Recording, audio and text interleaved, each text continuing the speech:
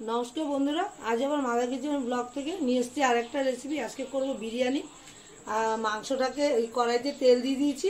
হ্যাঁ, তেল দিয়ে এখন মাংসটাকে মাখিয়ে রেখেছি। একটা একটা করে মাংসটা ভাজবো। মাংসটার মধ্যে নুন, হলুদ, পেঁয়াজ, রসুন, আদা বাটা, টমেটো দিয়ে 3 ঘন্টা আগে মাখিয়ে রেখেছি। এখন মাংসটাকে এক এক করে ভেজে তুলে রাখবো। তারপর কী করে মাংস পরপর করছি আপনাদের দেখাবো। আর বিরিয়ানিটা কীভাবে করবো সেটাও পরে আপনাদের দেখাবো।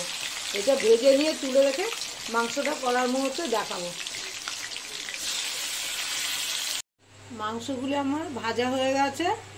এই যে সব এক এক করে ছাকা তেলে ভেজে তুলে নিয়েছি। এবার মশলা কষি পেঁয়াজটা তেলের মধ্যে দিয়ে দিয়েছি। এই যে পেঁয়াজ তেলের মধ্যে দেওয়া হয়ে গেছে। পেঁয়াজটা ভাজা হবে। ভাজা হলে পরে এই মশলাগুলি দিয়ে দেওয়া হবে। এই মশলাগুলি দেবো। আর বেরেস্তাও করে রেখেছি। এই যে বেরেস্তা করা হয়ে গেছে। আলু ভাজা হয়ে গেছে। আলুগুলিও ভাজা হয়ে গেছে। এই যে এগুলি করব। মাংসটা করে তারপর কি করে চিকেন বিরিয়ানি করব এটা পরে আপনাদের দেখাবো। আগে মাংসটা রেডি করে নিই।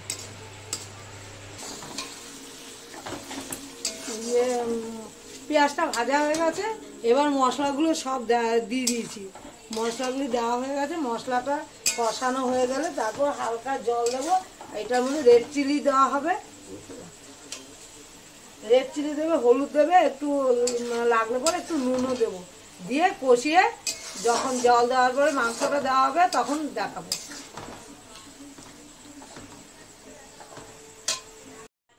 মাংসটা কষানো হয়ে গেছে। এবার হালকা জল দিয়েছি। দেওয়ার পরে এখন মাংসটা মশলাটা কষা। এবার মাংসগুলি দিয়ে দেবে।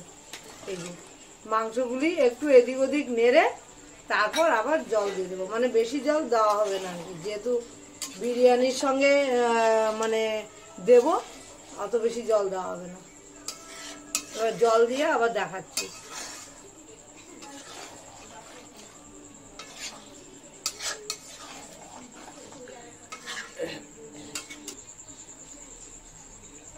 মাংসটা কষানো হয়ে গেছে। এই যে একটু গরম জল করে দিয়ে দিচ্ছি। গরম জল দিয়ে বেশি অত ফুটাতে হবে না, কারণ মাংসটা পুরোই সেদ্ধ হয়ে গেছে।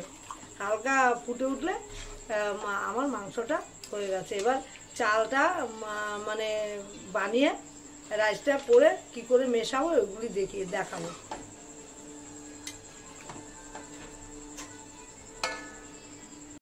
আমার রাইসটা হয়ে গেছে। এখন ওই হাঁড়ির মধ্যে ঘি দিয়ে দিয়েছি। এবার পরপর করে রাইস দিয়ে আর মাংস দিয়ে সাজাবো। হাতাটা নিলে না?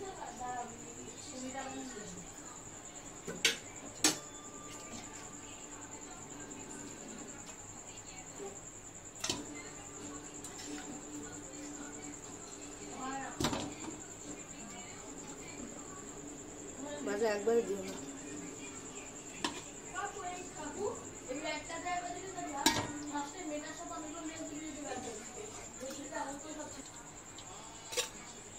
এই যে এখন রাইসটা দিয়ে দিচ্ছে পরপর করে। রাইসটা হলো একটু লেবুর রস, একটু তেল, গরম মশলা, একটু নুন দিয়ে সেদ্ধ করে নিয়েছি। 90% আমার রাইস করা আছে। আর বাকিটা একটু মুখটা বন্ধ করে দেবো, হয়ে যাবে। এখনও গ্যাসটা জ্বালাইনি, আগে মিলিয়ে নিই, তারপর গ্যাসটা জ্বালিয়ে দেবো। তারপর বিরিয়ানি মশলা দেবো।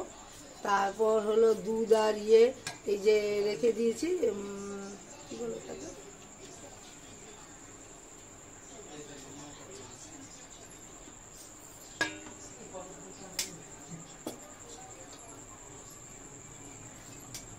দুধ আর কেশর মিলিয়ে রেখেছি।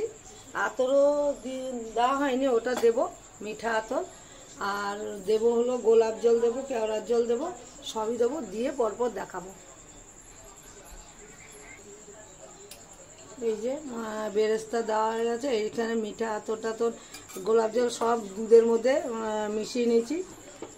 এখন একটু ঘি দিয়ে দেব। আমার বৌমা করছে আর আমি বলছি। বৌমা তো সবসময় থাকে না, বৌমা এখন আছে। বললাম তুমি করো, আমি থাকবো সঙ্গে। আমি শুধু বলবো। এখন আলুগুলি দিয়ে দেবে। ডিম আমরা দিইনি, মানে এমনি রিচ খাবার হয়ে যাচ্ছে, আর ডিম টিম দিইনি। নিচে মাংস আছে, আবার পরের পরত যখন সাজাবো আবার দেখাবো। আমার বিরিয়ানিটা পুরোই সাজানো হয়ে গেছে এক হাঁড়ি। এবার আমি ঢেকে দেবো। সব একদম যা যা মশলা বলছি সব দেওয়া হয়ে গেছে, ঘিটি দেওয়া হয়ে গেছে, এই যে বেরেস্তা দিয়ে দিয়েছি। হ্যাঁ, তারপর প্লেটে বেড়ে পুরো কমপ্লিটটা দেখাবো। আমাদের বিরিয়ানি পর্বটা পুরো হয়ে গেছে। ভালো লাগলে লাইক শেয়ার কমেন্ট করবেন, আমার মতো একবার করে খেতে পারেন। হ্যাঁ, ঘরে বানিয়ে, সবসময় তো কেনা খাবার খাওয়াই যায়, ঘরে বানিয়ে একবার খেতে পারেন। ভালো লাগলে লাইক শেয়ার কমেন্ট করুন, সাবস্ক্রাইব করতে একদমই ভুলবেন না। আর সবাই ভালো থাকেন, সুস্থ থাকেন। আমিও ভালো থাকলে নতুন নতুন রান্না করে দেখাবো।